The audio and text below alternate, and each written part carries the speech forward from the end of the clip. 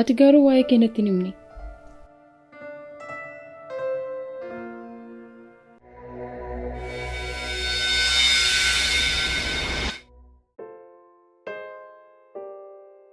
Jireenyi koo kun nama baay'eedhaaf gaaffii. Jaalala nama tokko malee hin guddadhe.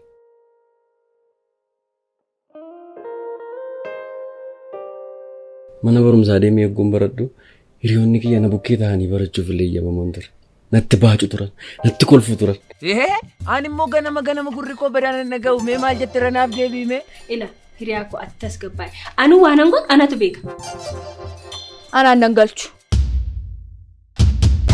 Ati kanaan booddee hojii eessattuu hin argatu. Anis jireenya kanan filadhe. Qofummaa kiyyaan filadhe. Seeraan an nama dhugaatti amanu baay'een jaalladha.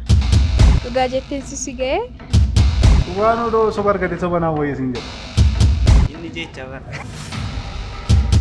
Rabbirraan kun akkamitti garaa koo na nyaatu? Isaan maaliif si ari'u? Mucaa tokko jalaa waan ta'e wayyateeta.